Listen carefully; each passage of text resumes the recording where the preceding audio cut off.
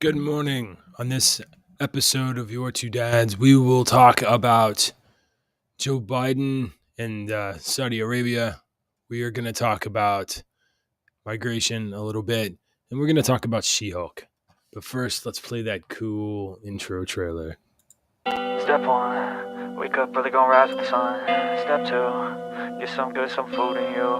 Step 3, think real hard about what you wanna be. Step 4, everybody just do your thing. Wake up, today's gonna be a good day. Wake up, today's gonna be a good day. Wake up, today's gonna be a good day.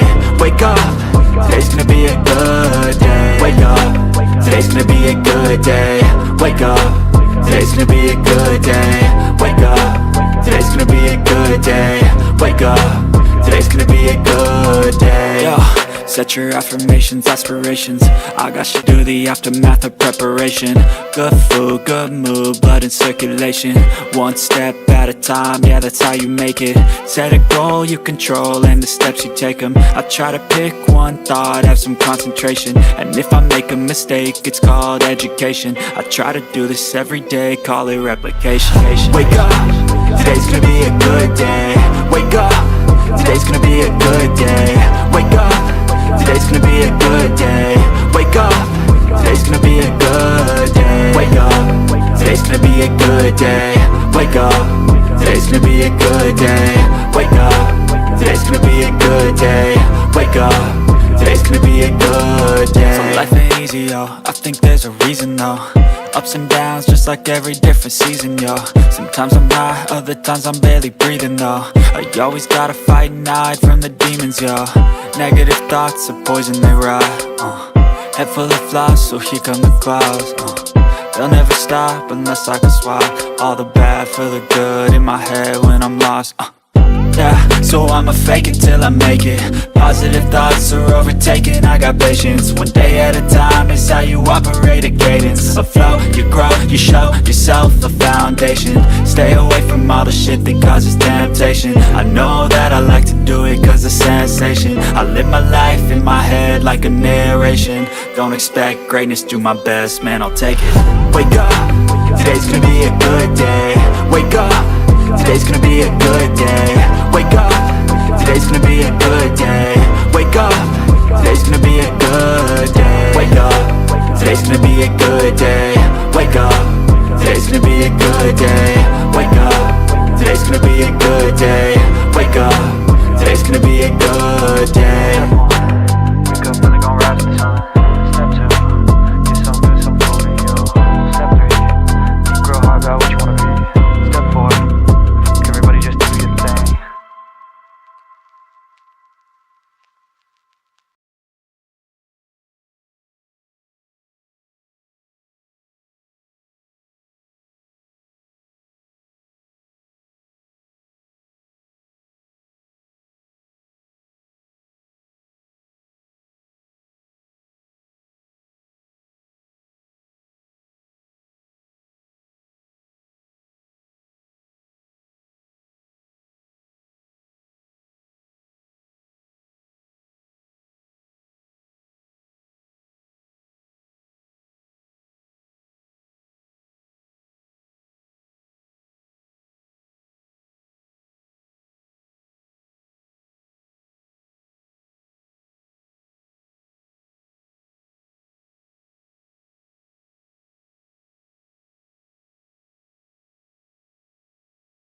I turned the mic off when I was playing the trailer. Good morning. Good morning, Jeremy. Thank you for that. No, I'm sorry. Deacon is not on the show today. He remains ill, feeling very badly. I got a message from him this morning, and he may not even go to work. You know, his whole job, his whole career is radio and using his voice, and he is probably in worse condition than I'm in currently.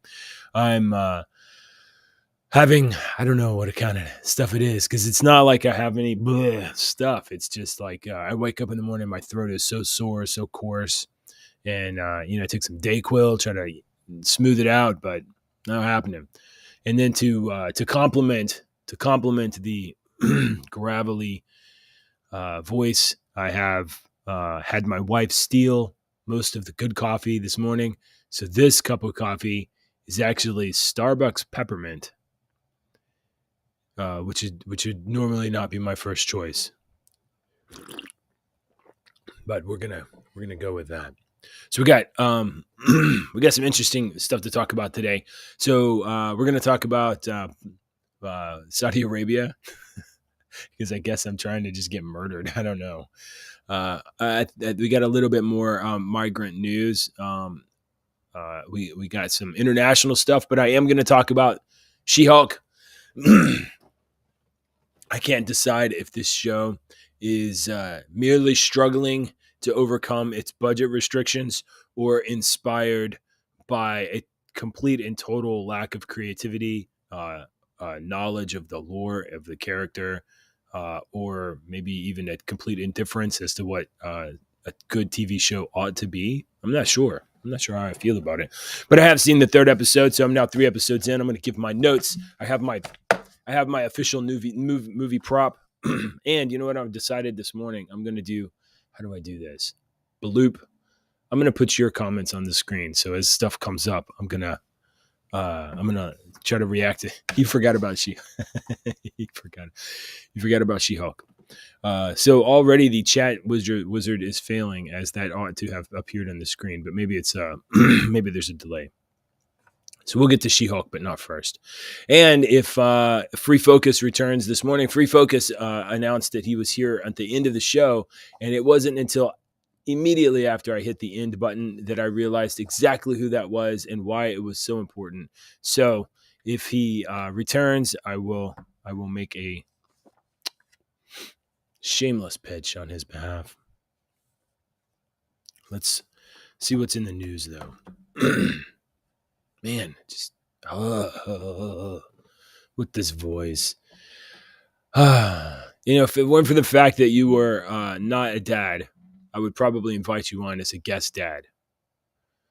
I might consider doing it anyway, but I don't know that you are ready or equipped to be on internet broadcasting right now. So,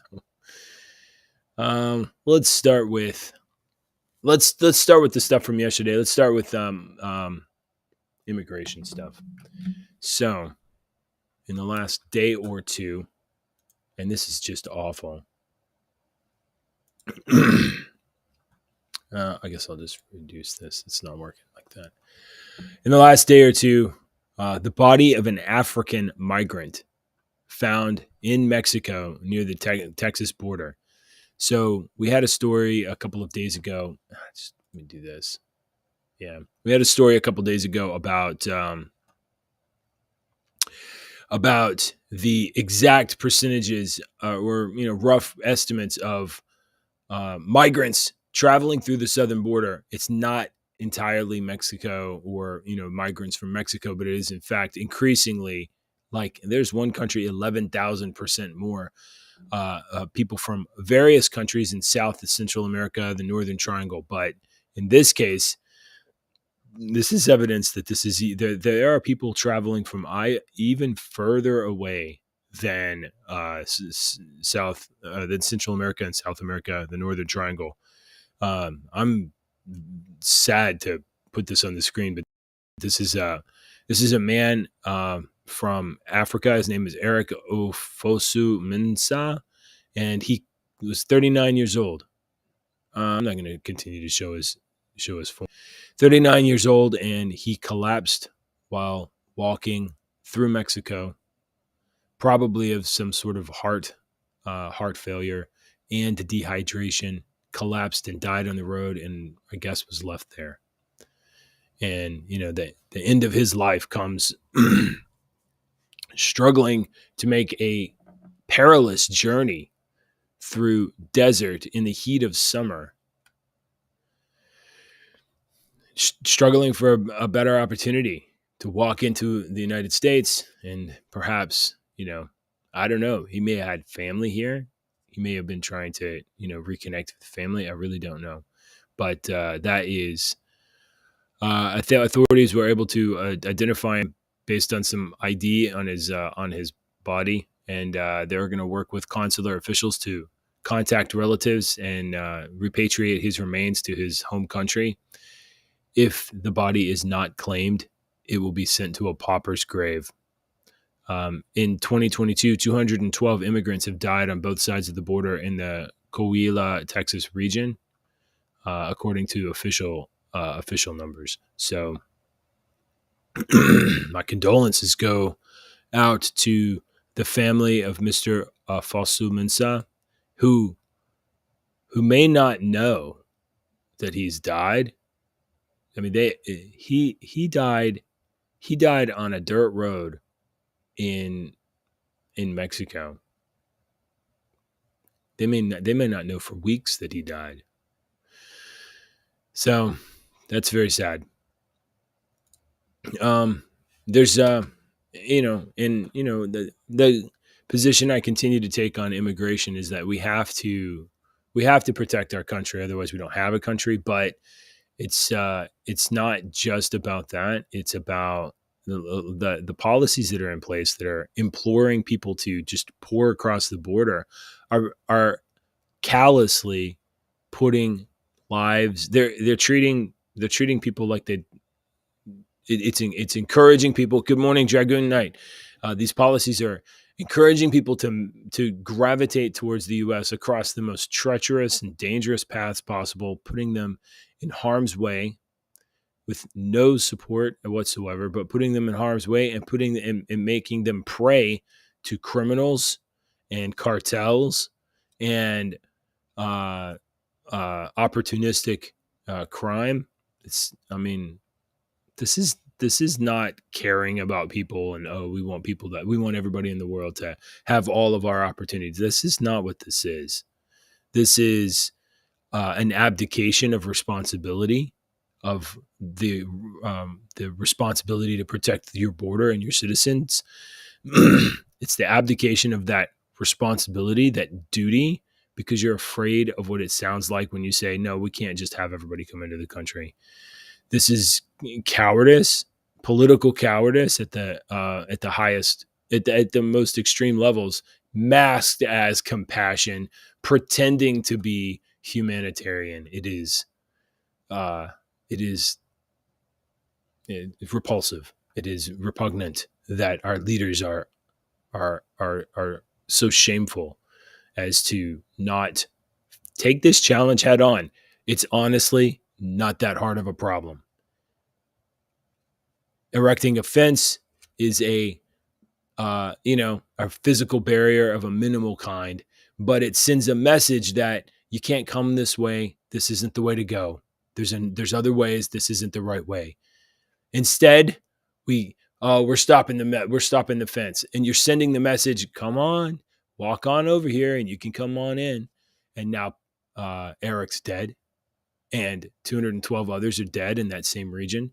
And many, many, many, many more have been assaulted, killed, raped, child and sex trafficking, fentanyl trafficking, and from countries all over. Eric was from Africa. People from all over the world are crossing that border and risking their lives or taking the lives of other people. This is serious. So 500 immigrants in 3 large groups were recently apprehended in a border near Texas. I forgot to push the story. So this is the second and last of the immigration stories this morning, but it is, Eric died, and that is tragic. And here are I think 494 people that have been apprehended, some of which will be returned to their country, some of which will just be released into the interior, I presume. Rio Grande. There's probably, I don't know, I'd say about 150 people right there. Rio Grande Valley Sector Border Patrol agents encountered 5 large groups of migrants who illegally crossed the border from Mexico into Texas over this weekend. The groups totaled nearly 500 immigrants from Central America and across the globe. The groups are made up of 142 single adults, 101 family units, 130 unaccompanied children. 130 unaccompanied children. Let me tell you something that you may know, may not know. The unaccompanied children are used by the coyotes as well. They are, or drug smugglers. They will have like a drug smuggler, and he'll have an unaccompanied minor with him, and they will pose as a family unit until he delivers his goods into the interior of the U.S., and then the child is abandoned. So 130 unaccompanied children. And there's so many of these guys. 373 migrants in the two groups came from Cuba, multiple South Central American nations, officials stated.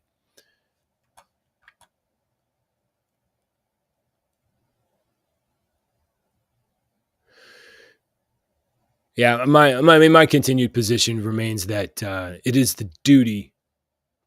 It's the duty of the president and the executive to safeguard the border, to protect our citizens, but also it's the moral responsibility to communicate the message that this way is hardship and death and tragedy, and that's not the message that just because you're walking across the desert.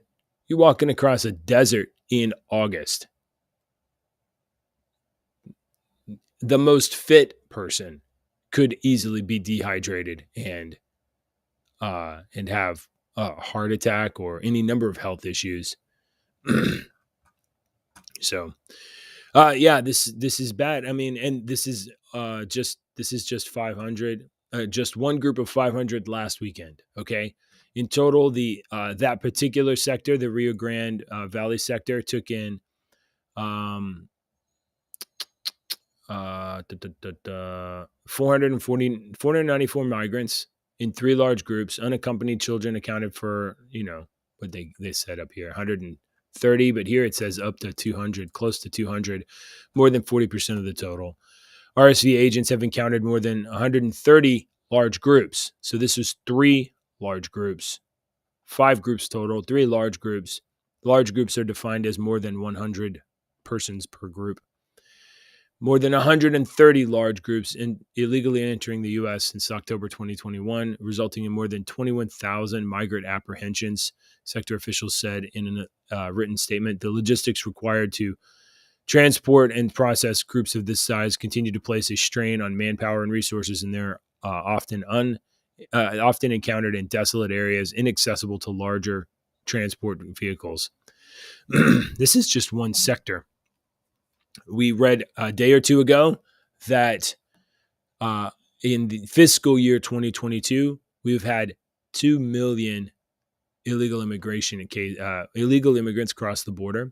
And since Joe Biden has taken office, since Joe Biden administration began, that number is actually 5 million. It's only 2 million for the last fiscal year. 5 million people have crossed into the country illegally since Joe Biden took office.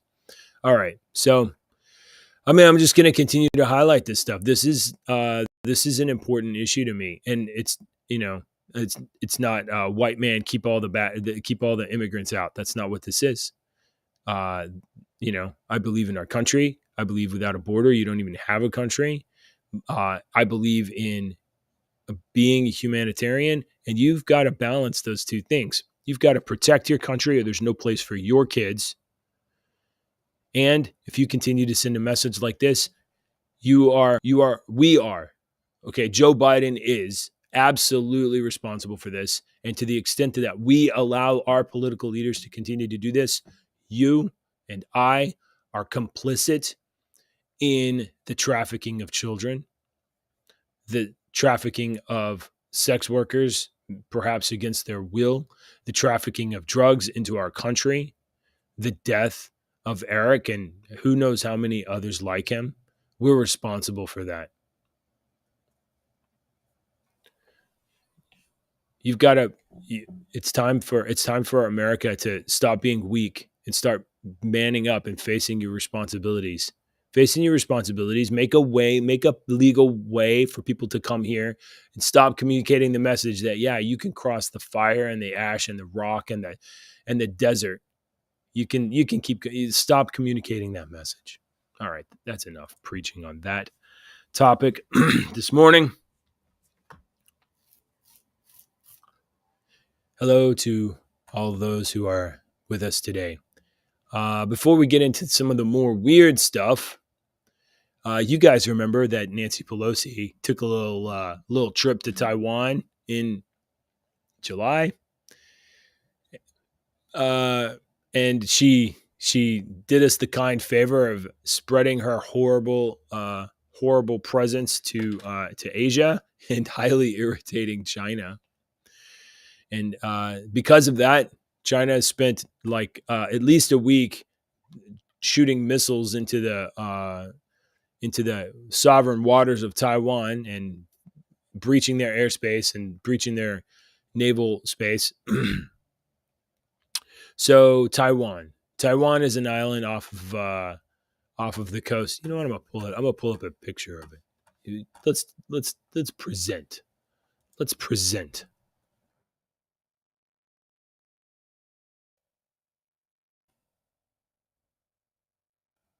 Let's have a looky-loo. So, Taiwan is an island south of China, and there is a region of Google Earth. That may be a bad way to go. Let's see. I didn't realize it would be here we go.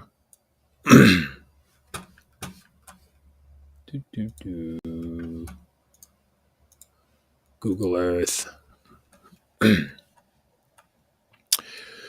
For reference, I'm sure everybody here is great at geography, and there's no need whatsoever for me to frame things this way, but this is the great nation of Texas, surrounded by the lesser nation of the United States and the Canadian hat and Mexico. But this is Texas, and I'm roughly right here in Houston. God bless Texas. Okay, across the world, beyond the airport stopping grounds of Hawaii, over in Asia, we have the country of China, established in the 1950s by violent revolution. The former Chinese government fled from mainland China to Taiwan to escape the violent revolution.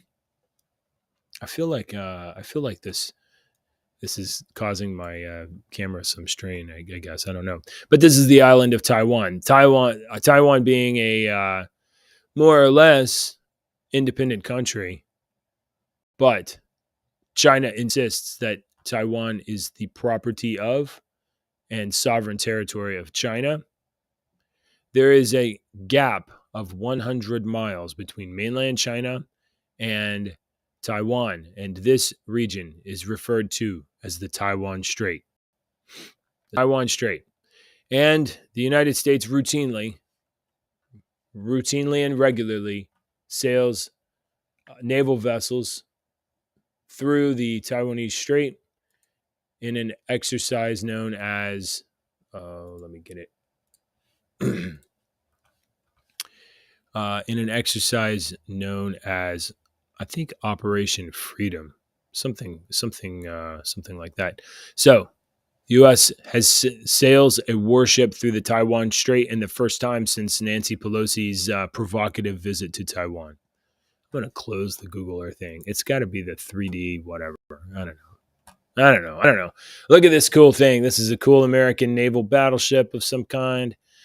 The U.S. is sailing, and may or may not be the one in question. I don't know. The United States Navy is sailing 2 warships through the Taiwan Strait on Sunday. So it was a couple days ago, and the first such transit publicized since the U.S. House Speaker Nancy Pelosi visited Taiwan earlier this year in August. I correct myself. She visited in August. I thought it was July.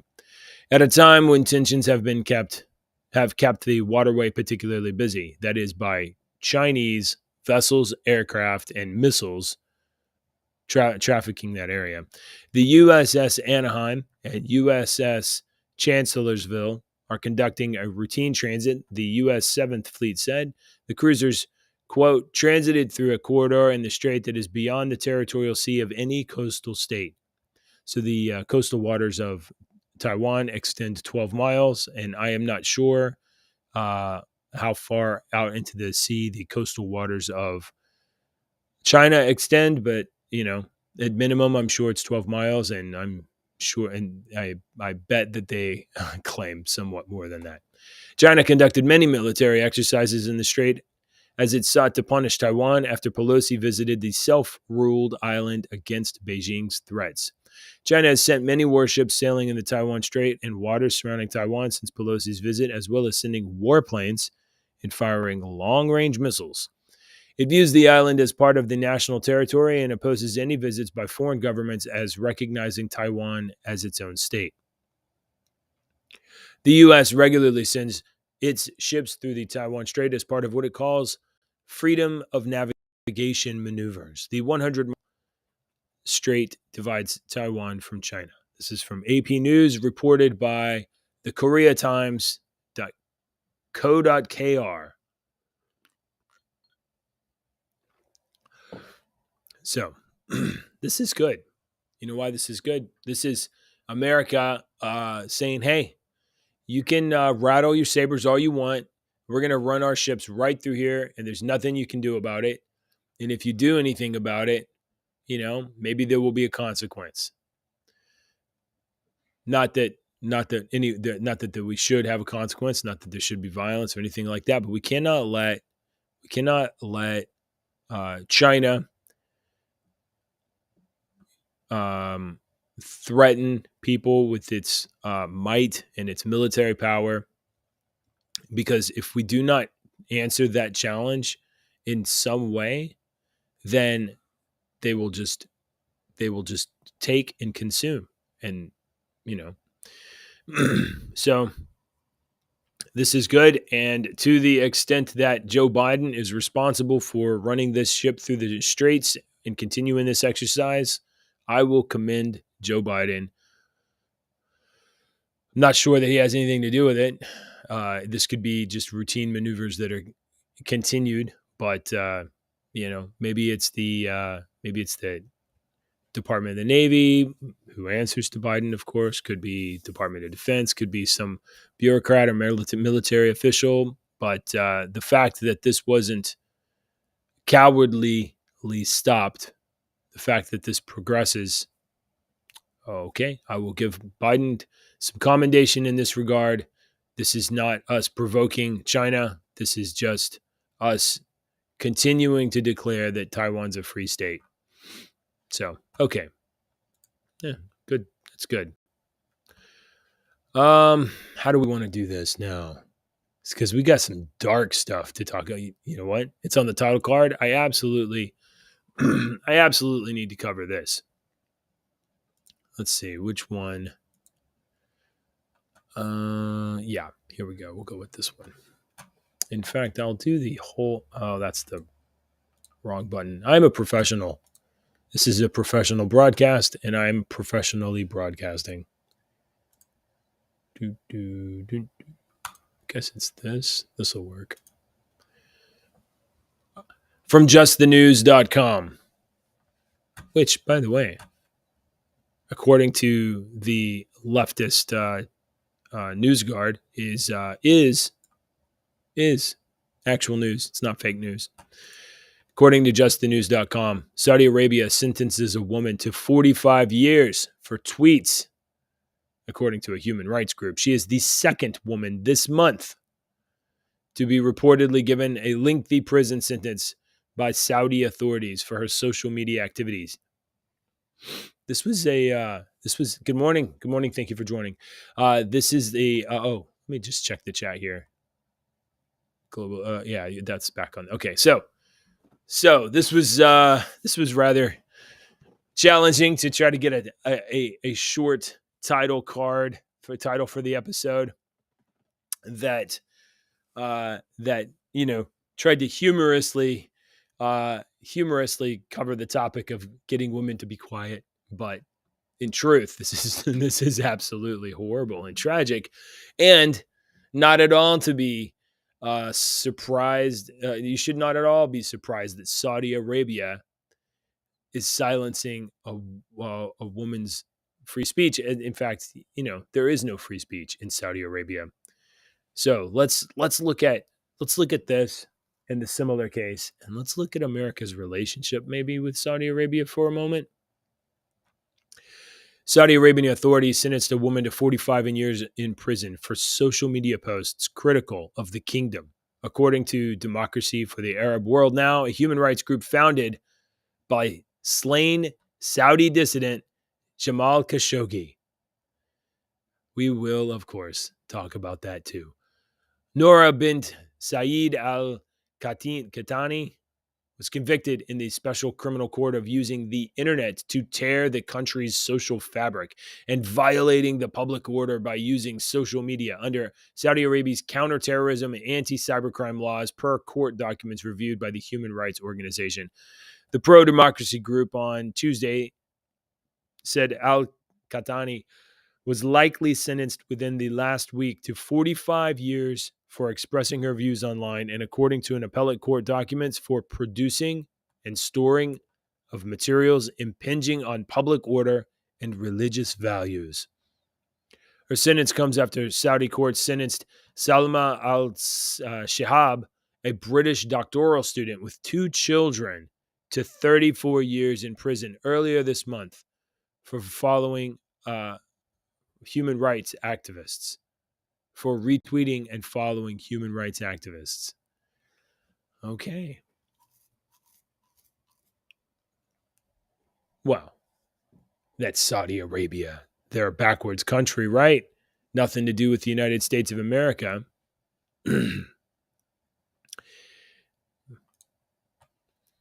This is Salma al-Shihab, the first woman. She was a doctoral student in the UK, and she was originally sentenced to 6 years. Upon appeal, the court increased her sentence to 34 years based entirely on Twitter activity. Twitter activity likely that originated and started while she was in the UK studying, I don't know, being mildly free. And I imagine she returned home to see her family, maybe to see her children, and accidentally carried home some of that freedom. And now she will spend the next 34 years, the next 3 decades in jail for Twitter.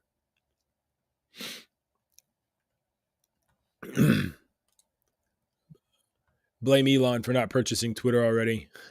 Well, I believe that Saudi Arabia was a major stakeholder in Twitter, and may have actually endorsed the Elon purchase deal. Might have to look closer at that. In late 2021, the Special Criminal Court, the country's counterterrorism tribunal, sentenced Salma al-Shihab to 6 years in prison for her tweets. She appealed to the sentence, contending that she did not know that her Twitter activity amounted to a crime because it's crazy, because it's totally insane, and that her following base of about 2,000 people was too small to disrupt the order and fabric of society. In August 2022, the appeals court ruled instead to increase her sentence, finding that the original sentence failed to achieve restraint and deterrence. You, young lady, you are the head on a spike. You are the warning to all other women to keep your mouth shut. Don't speak. Do not voice your own thoughts. You are a slave of the state. Well, that is tragic, but what's that got to do with the United States of America? if you may recall, it was this very month that Joe Biden visited Saudi Arabia to, well, no, it was in July. It was in July. Oh, sorry for the slides. So sliding around. Lena Al-Halal, forgive my mispronunciation of your name, and Abdullah Alud, whose family members have been detained in Saudi Arabia, spoke to Newsweek after a Saudi woman studying in Britain was sentenced to 34 years in prison. This story is from August 19th and regards Selma, the first woman who got 34 years in prison for Twitter activity. So these are two family members, Lena and Abdullah. And they were among those who had warned that Biden's visit to Saudi Arabia would encourage the kingdom and its de facto leader, Crown Prince Mohammed bin Salman, to escalate a crackdown on dissent. So here's some of the context and history. Some of it. In 2018,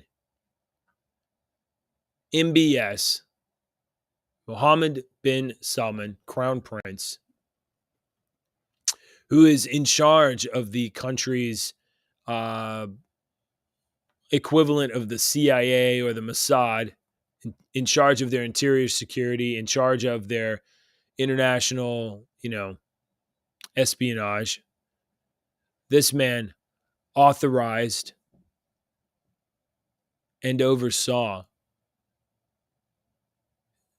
the abduction of Washington Post columnist Jamal Khashoggi, who was in Turkey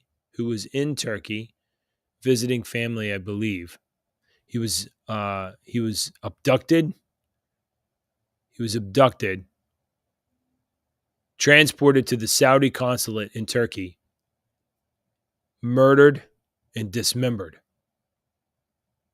A state operation to murder and dismember a critic of Saudi Arabia, of the kingdom. And Joe Biden is giving this man a fist bump on July 15th of this year. Doing a little fist bump, a little knuckle fuck.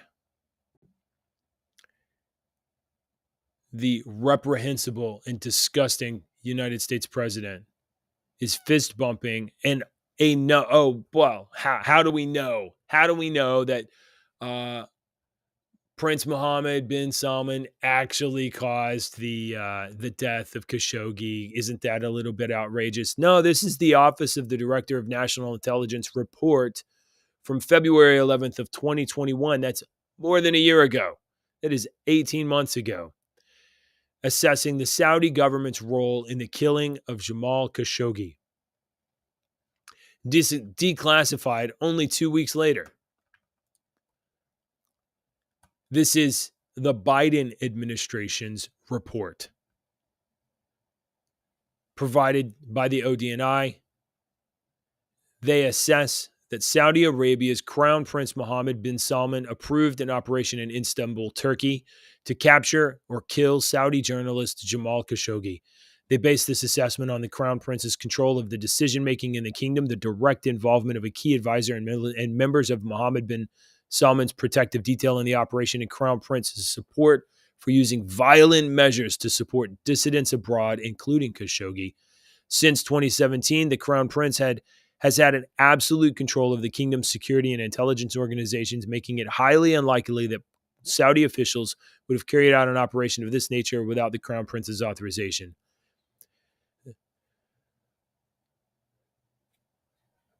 Joe Biden visited Saudi Arabia.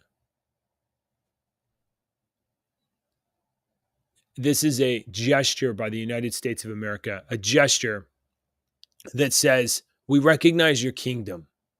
We recognize you not only as a historical partner with the United States, but you're a legitimate rule of that country right now. Joe Biden, symbolically as the president of the United States, the president of the freest country in the world, conferred upon Saudi Arabia legitimacy, which they continue to parlay into oppression. And they take as quite honestly, a legitimate endorsement of their tactics and a legitimate endorsement of their right to rule and do whatever they want with whoever they own and control. So, your president, and that means our country, and that means us. That means you and me are partially responsible for this escalation in the suppression of speech, in the denial of human rights, in the denial of women the right to speak whatsoever. It's Twitter. It is the least important thing in the world.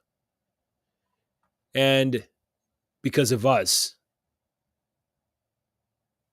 Salma al-Shahab will spend the next 34 years in prison, and her compatriot and countrywoman will spend the next 45 years in prison unless something changes.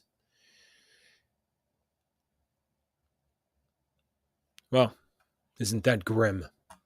Isn't it grim?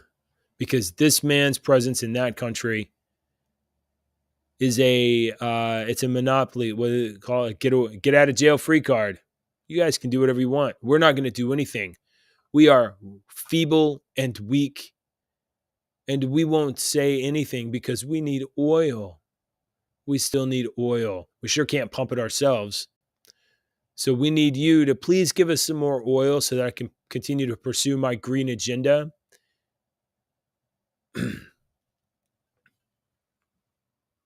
It's disgusting.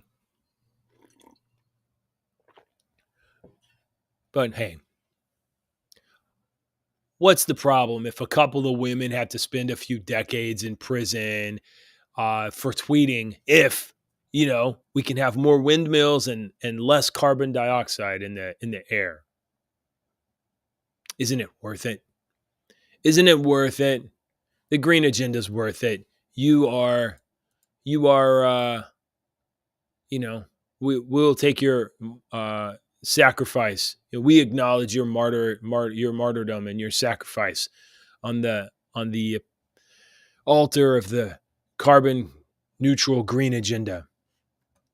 F Joe Biden. F Joe Biden. All right. I want to know, I only found out about this yesterday. This is some weird stuff. How much time we have left? 12 minutes? I don't know if I want to talk about this yet. I am not even sure that this is news or if this is some sort of I'm gonna hold off on the Army Hammer stuff because I think I need to be more informed before I say anything. Let's lighten it up. Let's talk about She-Hulk Attorney at Law. She-Hulk Attorney at Law. Here we go. Let's do this. I'm going to mansplain the shit out of this.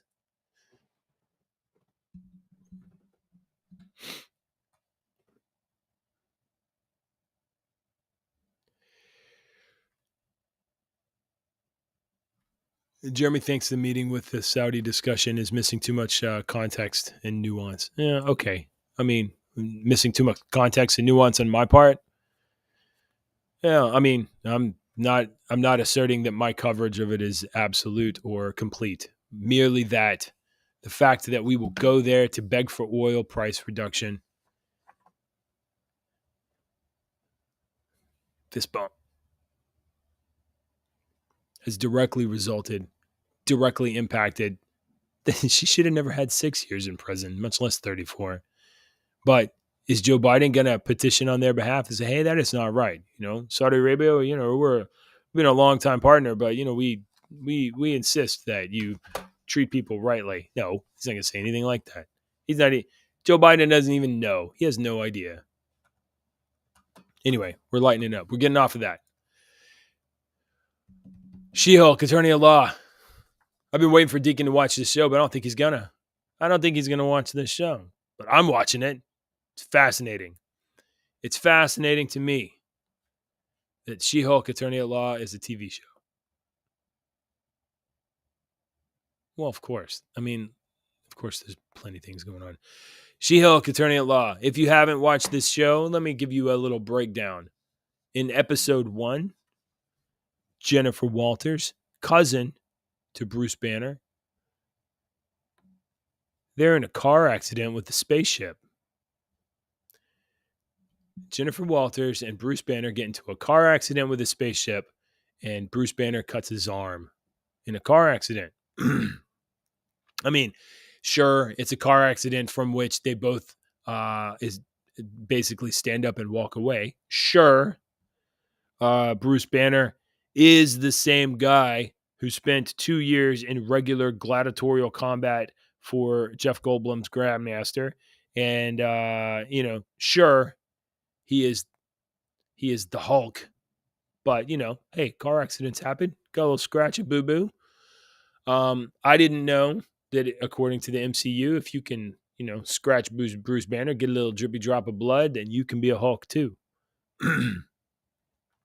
So that is the new origin story of Jennifer Walters, the Hulk. She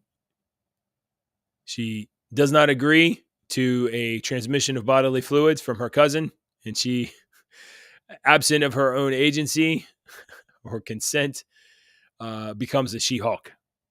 And in the second episode, she gets into a scuffle in court with a, I don't know what Titania is in the show, but Titania is some sort of a superpowered, I don't know. She kind of looks like Glam, like she's an influencer or something. Anyway, they got into a scuffle. It turns out that Jennifer Walters, being a giant green woman, I say giant, she's only like a little bit taller than me in the show. Large green woman is a little bit of a PR liability. So a PR liability and a minor legal liability, since, cases that she tries could be appealed on the grounds that she is a, I guess, freak of nature. She gets fired from her job, and she gets hired by the company that she just beat the Titania case. And that firm turns out to be clandestinely representing Emil Blonsky vis-a-vis some contract with the government or something to provide defense services to Emil Blonsky. I don't know. That basically sums up the first 2 episodes. There is quite a bit of women's is better. There's quite a bit of very, very poor quality jokes. Yeah.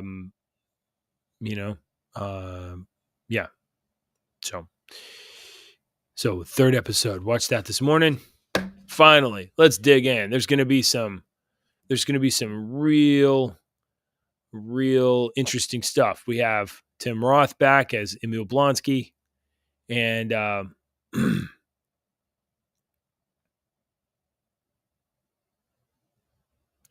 I'm not elevating that comment, Jeremy. I'm not going to do that. I'm not going to do that. So in the 3rd episode, which I watched this very morning, Emil Blonsky is brought before a parole hearing. They want to know why they should parole him at all, much less since he escaped from prison. Well, he's I'm not going to do that. So his defense is that he did not escape from prison of his own free will. He was abducted from prison by the Sorcerer Supreme, Wong, to go fight, I guess, in the Shang-Chi movie or something like that. I didn't watch that. And then he voluntarily returned to prison. So therefore, his temporary absence from prison shouldn't be held against him. The much more interesting subplot of the Emil Blonsky story is that he has somehow developed a pen pal cult of to basically make himself not dissimilar from a Charles Manson. He's got 8 soulmates that are just waiting for him to get out of prison and financially support him. And, you can see that this is obviously not going to go somewhere good. But Jennifer Walters adequately answers the challenge of Emil Blonsky escaping from prison. Short of that, he claims to have had a mental, spiritual, and physical,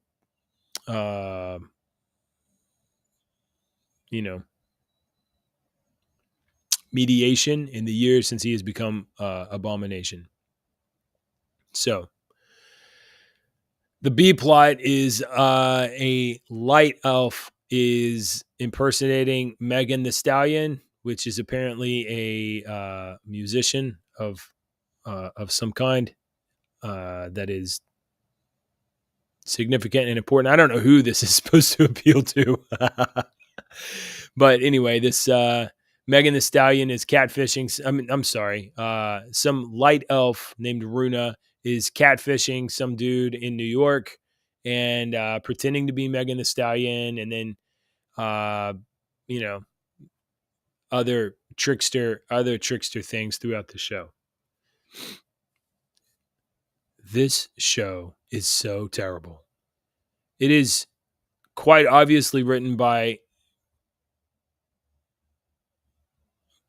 Jessica Gao is the creator of the show. She is absolutely responsible for this. They must have cut the budget like all the way. This show's terrible. There is a bit of a story here about the budget cuts. So Jessica Gao does mention that when they were writing the show, I don't think anybody knew exactly how are they going to do this CGI character. Of course, right? Why would we have a plan when we were just inventing the show? From the beginning, they asked Feige how much they can get away with, how cost conscious should she be, give me some guidelines. And he said, if I'm going to watch a show called She-Hulk, I want to see She-Hulk. Okay, so she ran with it, right? And then, honestly, look at this right here. If I'm going to watch a show called She-Hulk, I want to see She-Hulk. And that was the carte blanche to just write however she wanted. Not that she knows anything about legal dramas or comedy or She-Hulk, apparently, or superheroes, anything that is compelling or interesting. This show's not good. So when budget issues did come to the fore, that is after filming had been done, while production was in play, after some of the results of the product could be seen, they were like, whoa, we need to save some money because this is not good. So once we got into pre-production and production itself, once somebody had to sit down and start figuring out the cost of everything, it was like every week I was told, can you maybe cut some more of the She-Hulk scenes? Can we just be Jen a little bit? Can we just change more of the She-Hulk scenes to Jen? Can just Jen be in the scenes? Even in the post, we had to cut a lot of shots by virtue because it was She-Hulk. There is literally a scene in the second episode where her new employer says to Jennifer Walters, played by Tatiana Maslany, who is not a bad actress, by the way. She just has nothing to work with. She is told by her new employer, hey, you need to look like She-Hulk. We're starting a superhero defense legal team headed by She-Hulk. She-Hulk has to be the face of that team. You have to look like She-Hulk while you're at work. And she bloop, looks like She-Hulk. Well, here we are, one entire episode later, and the entire legal courtroom proceeding is by Tatiana as Jennifer Walters, not by She-Hulk.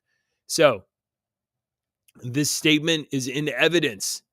They declared she would be appearing as She-Hulk for the legal team and legal defense. While she's at work, she will be She-Hulk. Second episode, while she's at work, she was Jennifer Walters. She's only She-Hulk up in her offices or when they're taking a meeting. But when she's down in the court, she's not green. Can you cut more She-Hulk scenes? Can you change more She-Hulk scenes to Jen? Can she be Jen in more scenes? Even in post, we had to cut a lot of shots by virtue just because it was She-Hulk. Another element that changed in post-production was the reveal of She-Hulk's origin story, which involves Mark Ruffalo's Bruce Banner and Hulk. Originally, this was planned for late in the season, not coming up until episode 8, but after filming, the decision was made to move it ahead because, we have a TV show, you have to put people that people like early in the series so that maybe they'll watch. That's what's going on here. But filming, the decision was made to move it ahead to the start of the season, which Gao acknowledges created more crunch for the show's already overworked VFX artists. Switching that up, I'm sure, made people scramble. The VFX artists just had to do an impossible task in general. Like this is such a massive undertaking. All right. So I dare you to get caught up with She-Hulk. This show is terrible. It's so bad. And, it's not really surprising, is it? It's not really surprising. We all know that the era of the MCU as a dominant force it's on the decline. It's been on the decline. We're rolling downhill nice and slow. We're just going to continue to put out mediocre, half-baked garbage until that's what people expect. And then when we put out something that's semi-competent, mildly amusing, something that we can kind of watch, it'll be a blockbuster, right? Because we haven't seen anything good in forever. But don't worry, I've seen the schedule. I don't think anything great is coming anytime soon. All right. So She-Hulk is on Disney Plus. You can go get caught up if you have what's this? Octopus Cowboy #1. You can still purchase Octopus Cowboy #1. This is a amazing book by Jason Orfalas, aka Free Focus Comics. It's too bright to see. Octopus Cowboy. This is cool. This is a cool book. I've got 3 copies. I bought this thing right here. Once Upon a Time in the West. I got 3 copies and these trading cards and some other cool stuff. It's a story about a man, a conflicted man, not a good guy, not a bad guy, and his prisoner slash what would you call it? He's sort of a fighting pet, maybe a part of his menagerie of fighting creatures that is intelligent and maybe even has psychic or psychedelic powers of some kind, seemingly avenging the death of his captor and master. It's very interesting. You should watch this. You should check this book out. If you haven't already, you can get it for $15 in PDF, but I highly, highly encourage you to buy the actual book. A legitimate artist wrote, drew, colored, inked, printed. I may be giving him written and illustrated. He's the only credits. Jason Orfalas did all of the work, and this is a very good production. So give him more money and get yourself a physical copy. Next time Free Focus Comics come by, I definitely want to shout him out because good stuff. She-Hulk is awful and terrible. What else do I have? This. I'm not sure about this. Apparently, starting tomorrow, there is a TV series on Discovery Plus about murder, abuse, and orgies. The series reveals the depraved side of Armie Hammer's family. Armie Hammer, the star of an early comic book adaptation called The Spirit. And he was also,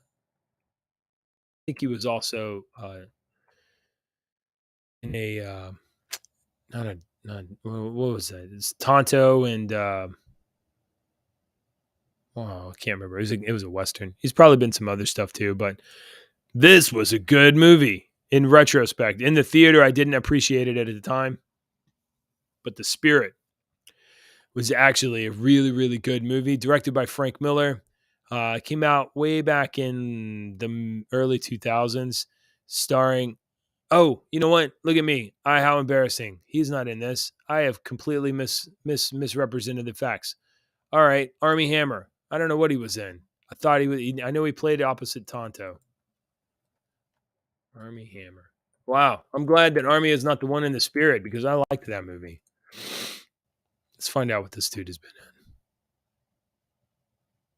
Wow, that's so embarrassing. I really thought he was in the spirit. Known for The Lone Ranger, played John Reed. He was in The Man from U.N.C.L.E. That was a good movie. What else was he in?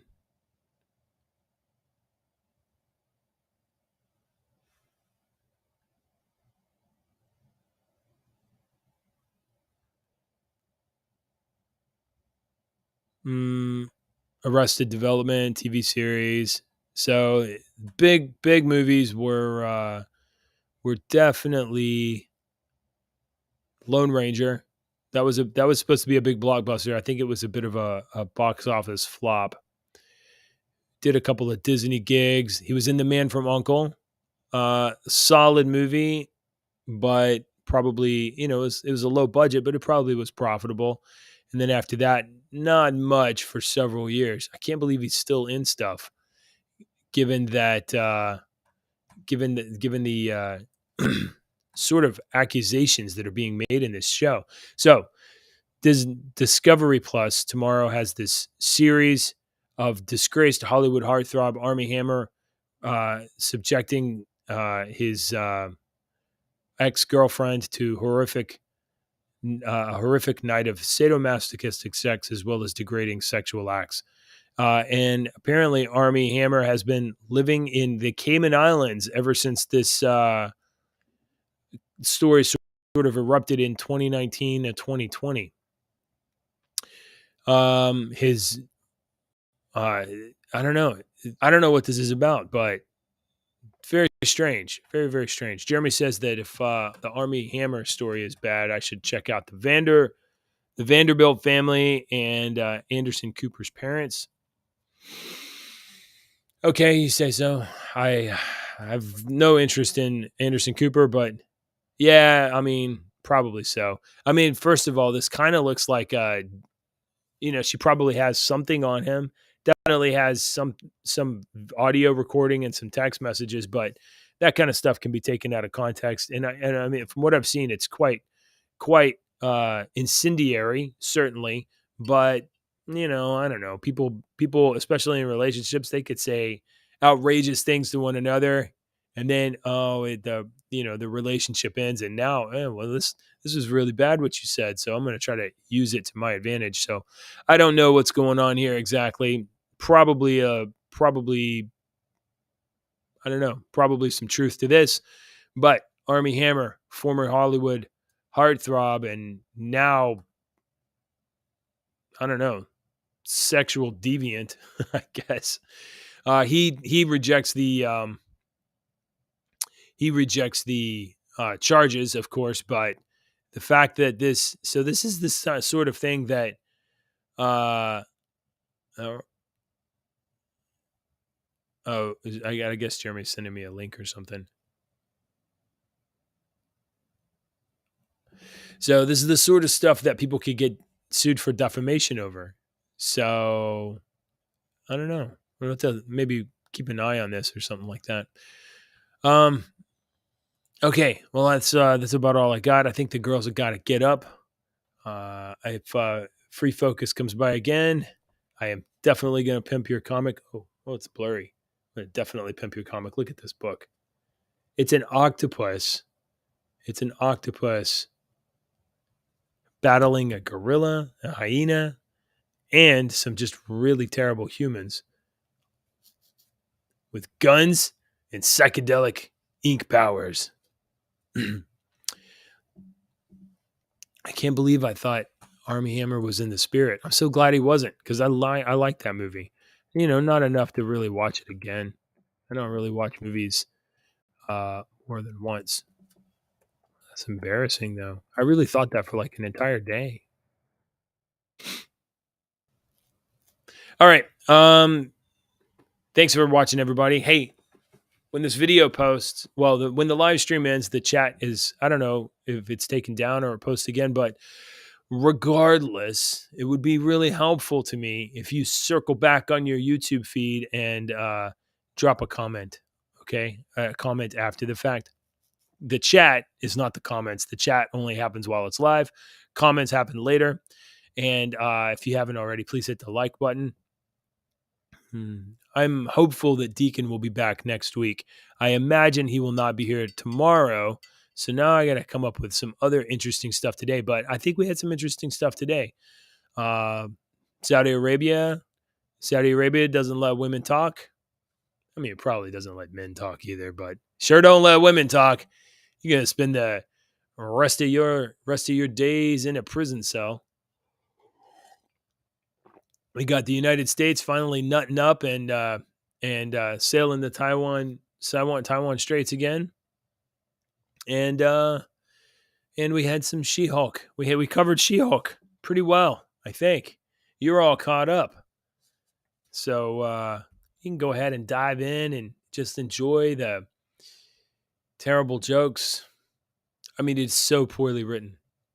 It's not Tatiana's fault. She is doing as good a job as can be done. The writers of She-Hulk are responsible for how bad it is.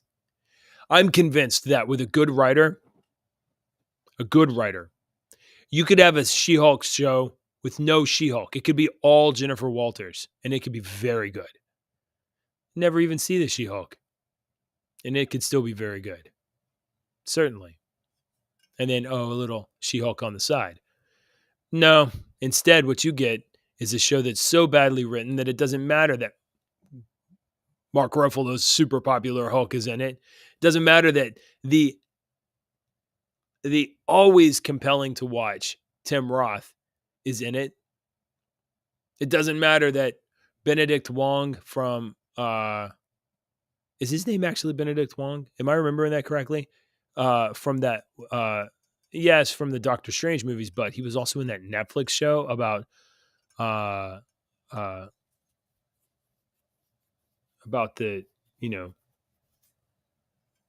what was that Netflix show called? Anyway, let me look him up real quick. Benedict Wong.